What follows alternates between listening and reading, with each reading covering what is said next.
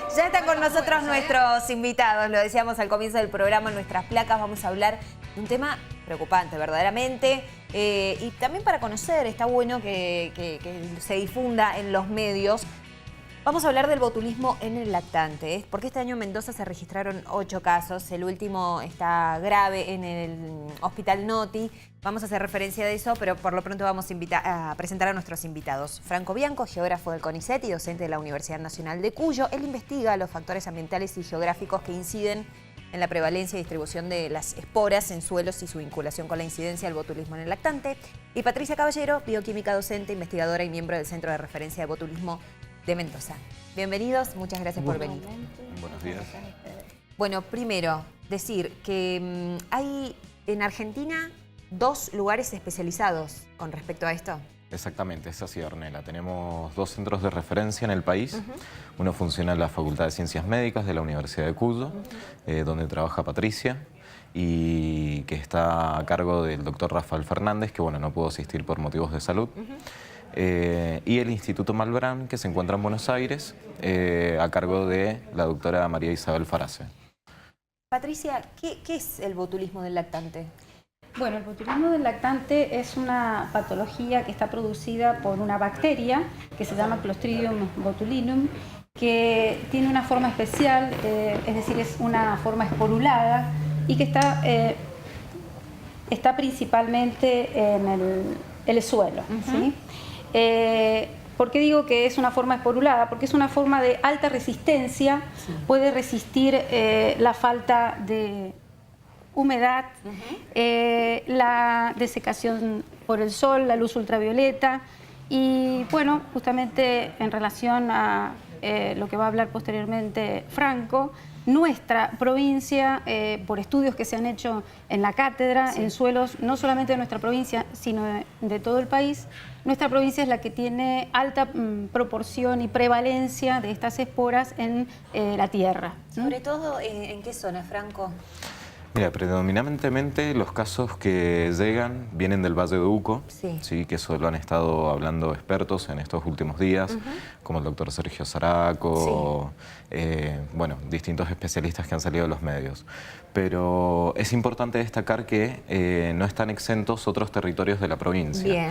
Justamente mi tema de tesis doctoral está enfocado en ver cuáles son los territorios que tienen mayor carga de esporas, mayor prevalencia de esporas, para poder determinar y alertar a la población médica, sobre todo, para hacer diagnósticos tempranos. O sea, porque claro, en este último caso que tenemos a este nene, justamente los padres contaban que no dieron con la enfermedad a tiempo, que tuvieron que ir a varios médicos y que después, con 8 días creo que pasaron, no lo diagnosticaron a tiempo, una semana.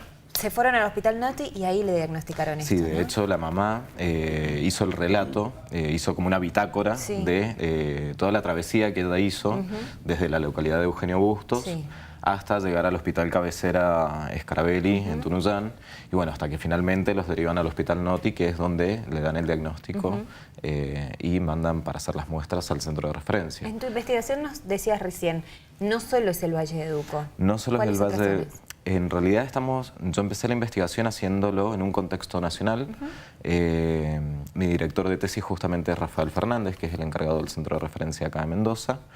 Y estuve trabajando en el Instituto Malbrán en la primera parte del año para ver cómo funcionan los 2 centros de referencia y cómo es la casuística, la cantidad de casos que tenemos a nivel nacional. Y ver qué porcentaje le correspondía a Mendoza y si realmente era así como Patricia lo mencionaba recién. ¿Qué parámetros tenés en cuenta para ver qué localidades de la República Argentina puede haber más casos de botulismo del lactante? ¿El clima, bueno, la humedad? ¿Qué te llama la atención? El tema de tesis está acotado justamente en una hipótesis donde planteamos que existen factores geográficos y ambientales como el tipo de suelo,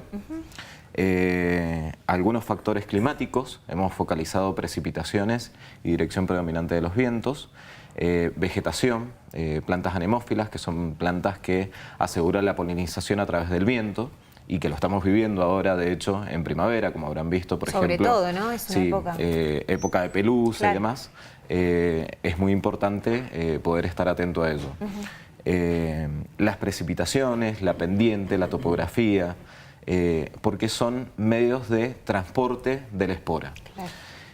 Particularmente el Valle de Uco, ¿por qué se dice que en el Valle de Uco o en el sur de la provincia, como puede ser San Rafael, San Carlos, se registran más casos? Bueno, justamente esto tiene que ver con una condición geográfica de la provincia de Mendoza. Si nosotros pudiéramos ver en pantalla alguno de los mapas que les acerqué, podríamos ver cómo es la disposición de los cordones montañosos que nosotros tenemos en la provincia de Mendoza. Y esto es muy importante. Nosotros en Mendoza tenemos 3 cordones montañosos. Tenemos la cordillera principal, que es la que limita con Chile. Tenemos la cordillera frontal y tenemos la precordillera.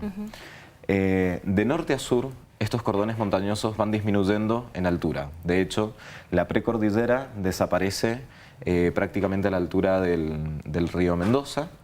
La cordillera frontal... va bajando hacia el sur. Hacia el sur. Hacia el sur. La cordillera frontal prácticamente desaparece al norte del río Tuel. ¿Sí? Y después nos queda solamente la cordillera principal. Por eso también en los casos de viento sonda, muchas veces se registran los episodios primero en el Valle de Uco antes que en el Oasis Norte, porque nosotros estamos más al reparo por 3 cordones montañosos frente al Valle de Uco.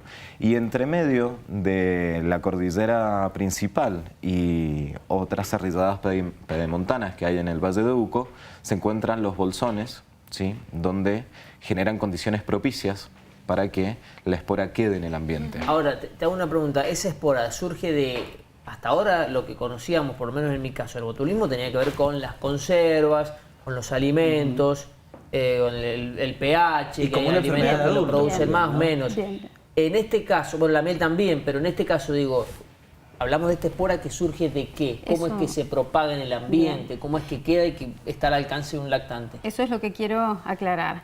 El botulismo alimentario actualmente es el que se presenta con menor frecuencia debido a que la industria de las conservas esto lo tiene muy controlado por las buenas prácticas de manufactura y porque los alimentos en general son pasados por un procedimiento de esterilización donde la espora muere en ese proceso. Entonces, en el alimento lo que se consume, en el caso de que sea un alimento preparado casero, donde no se han lavado bien, sobre todo las verduras que se colocan cuando se hacen, por ejemplo, pescados en conservas junto con chauchas. ¿Berenjenas también o no? Berenjenas, pero sobre todo los alimentos mixtos. Acá, por ejemplo, las truchas en escabeche.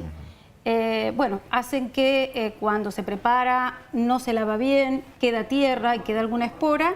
Al nosotros tapar ese alimento y llevarlo a una ebullición, que en Mendoza la temperatura de ebullición es 98 grados centígrados, por más que le demos 30 minutos, el microorganismo, o sea, la espora, no va a morir.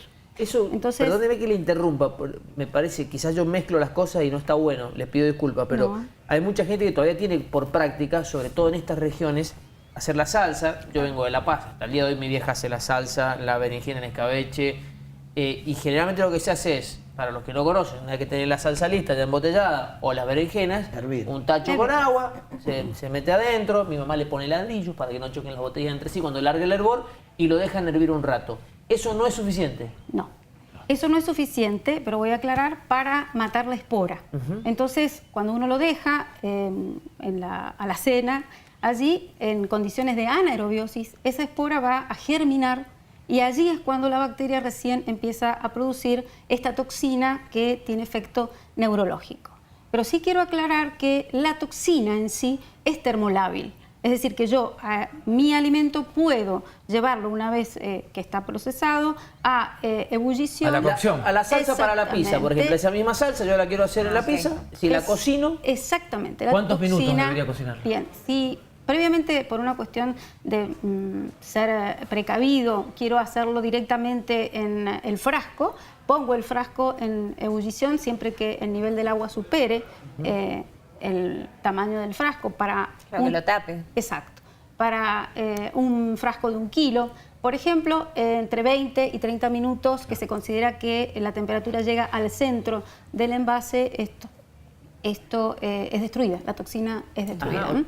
Y con respecto a lo que dijiste de los tomates transgénicos, actualmente llevan, generalmente el tomate se decía que tenía un pH bajo, menor de 4,5, que es el que se necesita para que no crezca el microorganismo, pero debido a esto, que son transgénicos, han aumentado el pH. Y por eso se aconseja ponerle un poco de vinagre en una proporción determinada, para que justamente se disminuya la acidez. Y claro, entonces de esa manera puede llegar a estar la espora y no va a germinar. ¿Por eso también a las conservas se le echa vinagre? ¿Está bien? ¿Está mal? Claro, sí, está ¿Tiene que ver con indicado, eso? claro. Pero el problema, vuelvo a decir, es las prácticas, malas prácticas a veces, donde no se lavan bien los alimentos y tenemos la tierra. Bien. Estamos viendo las plaquitas.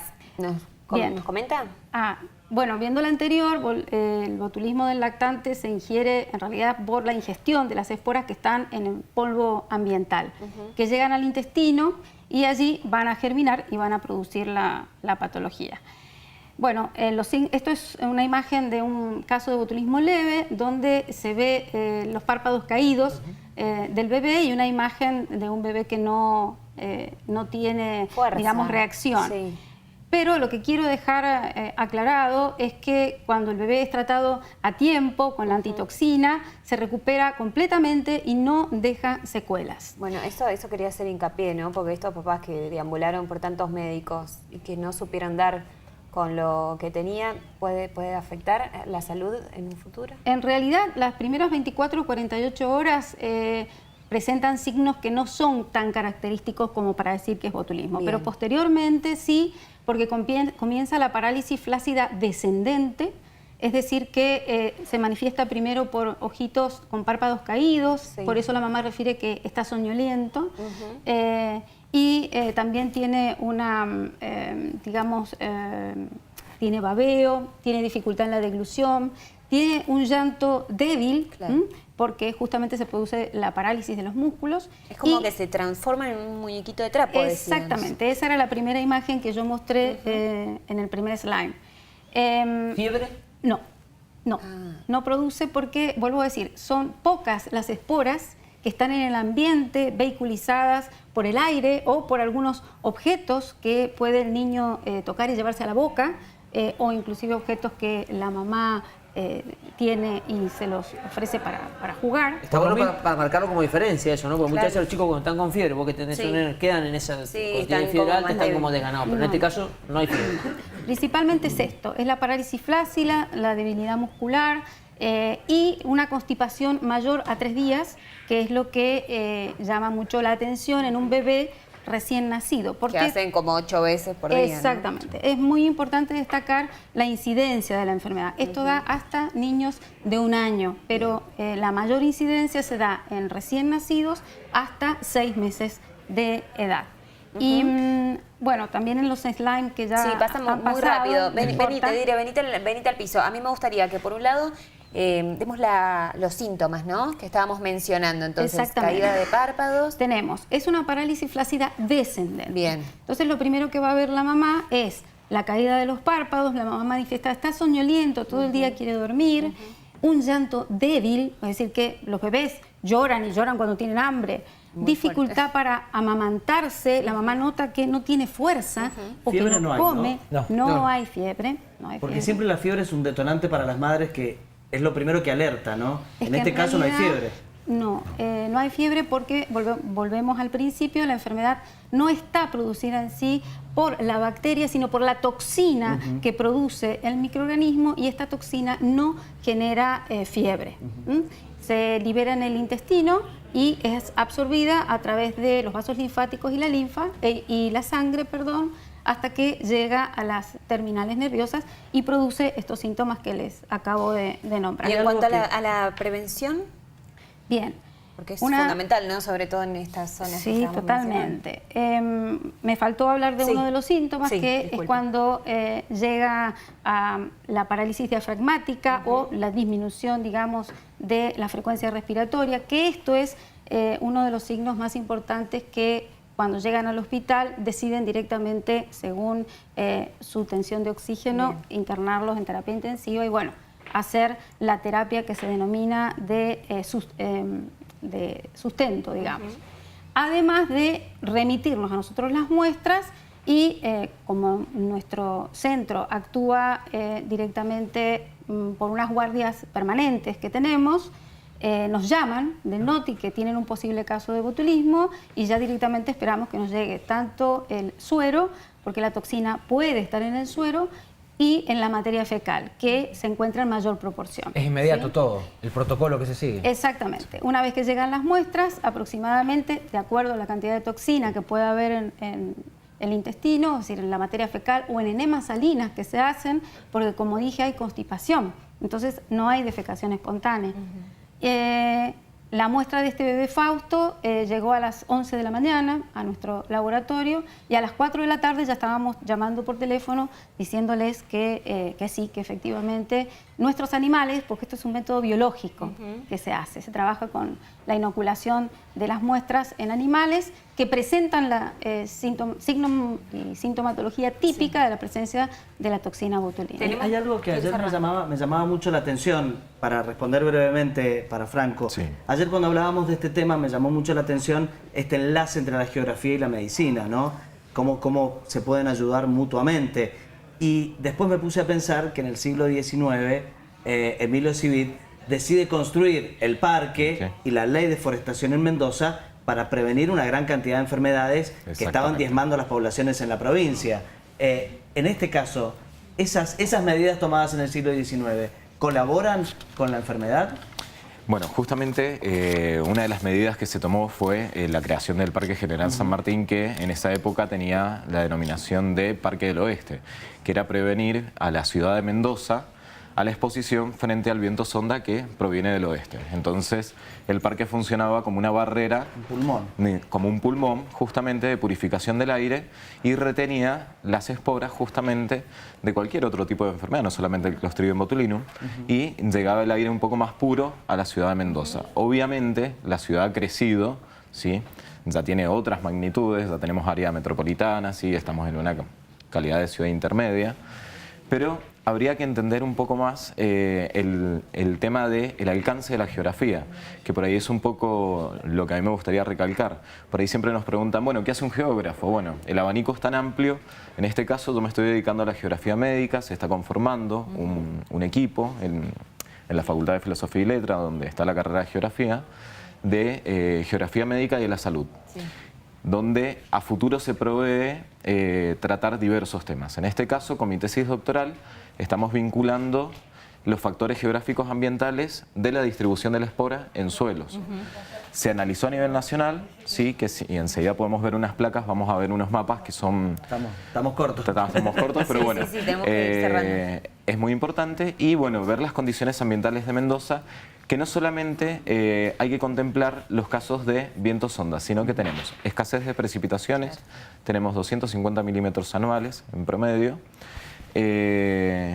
También hay que tener en cuenta la exposición del lactante en los días posteriores al viento sonda, porque las partículas y esporas quedan en suspensión. Yo quería hablar de las medidas de prevención. Y con eso vamos a cerrar. Y también cuando hay viento sonda en altura, claro, porque por más que nosotros no lo notemos, todo esto está circulando en la atmósfera y por lo menos en estos sectores que se generan bolsones, ¿sí? Quedan permanentemente en el ambiente. De hecho, muchos dicen que se sienten mal cuando hay sonda en altura.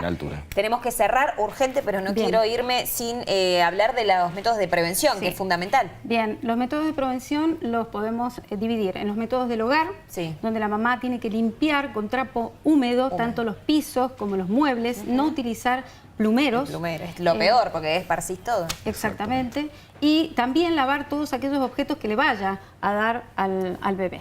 Es importante que también se diga que no es una enfermedad que se transmite de bebé a bebé, porque hay que llevar tranquilidad a la población. Y por otro lado también los alimentos que consume el bebé, si bien se han hecho estudios en mieles, está indicado no dar mieles a menores de 1 año, aunque no se han encontrado esporas en estudios hechos en 200, por ejemplo, en 280 mieles, solamente se encontraron esporas en 8. Pero no está indicado dar mieles en menores. Y también tisanas, porque es muy común que les diga, bueno, le duele la pancita, le vamos a dar un té de yema de pollo o le vamos a dar un té de manzanilla, Dios, sí. porque estas hierbas secas contienen polvo y contienen tierras. Y esto se ha demostrado, justamente la hermana de Franco hizo su tesis doctoral, demostrando la presencia de este microorganismo en las tisanas. Y por otro lado, también no me quiero olvidar de la leche materna. Fundamental. Fundamental, porque no solamente se le transmiten anticuerpos, sino también que permite que se desarrolle la microbiota intestinal, que es a partir del lactobacilos, que producen una serie de sustancias que defienden del ingreso de microorganismos patógenos. Tenemos que cerrar porque me matan. Una acotación muy cortita que es ayer salió en algunos medios de la provincia de Buenos Aires y es para evitar un mito. La espora, la bacteria, no se transmite por la leche materna. Ayer cometieron ese grave error en varios medios en la provincia de Buenos Aires y bueno, era aclarar ese mito, no se contagia por la leche materna. Vale, al contrario, es lo que Patricia dice. Fundamental. La leche materna es lo que le da antígenos al niño. Franco Bianco y Patricia Caballero, gracias. Muy amable, Fran.